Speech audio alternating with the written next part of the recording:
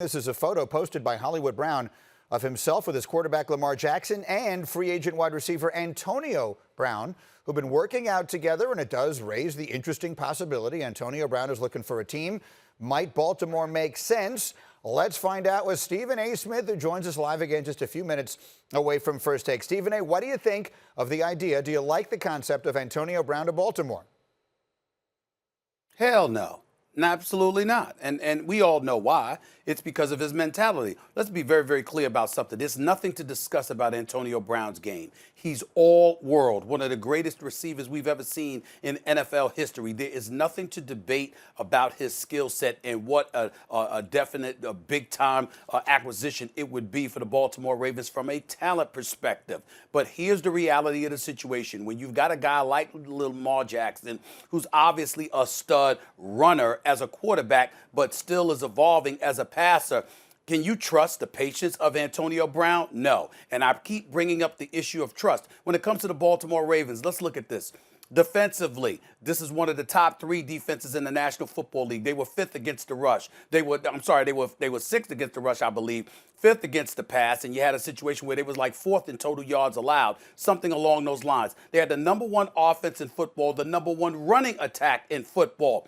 They struggled as passers with 27th. Their ranking was 27th. So we understand that Antonio Brown would be an upgrade. Here's the problem. You still have a quarterback that's relatively young, and he could be influenced in a negative fashion, meaning being frustrated. Antonio Brown cannot be trusted. That's the issue with him. This guy, no matter where he's been, he's thrown Mike Tomlin under the bus. He's thrown Big Ben Roethlisberger under the bus. He's thrown Juju Smith-Schuster under the bus. He insulted Mike Mayock, the general manager for the Oakland Raiders. He stood up John Gruden. And when his own agent tried to get him on a conference call with John Gruden, he taped the damn conversation. So much so that Drew Rosenhaus, as I told you the other day, when he decided to let him go, Greeny, what did he do? He said, I got to let the world know because this guy don't know what he'll project to the world because he might be secretly taping me, for crying out loud.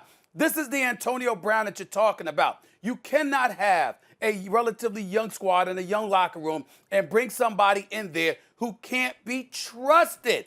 The first order of business for Antonio Brown is to prove that he can be trusted. That's the issue right now. You don't mess with him if you're Baltimore. He's going to have a hard time proving it. I have to let you go, but just do you think Antonio Brown, assuming we have football and all that is normal this year, do you think he plays?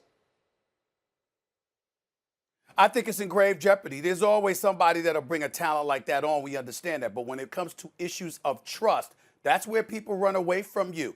People don't trust Antonio Brown right now. That is his issue.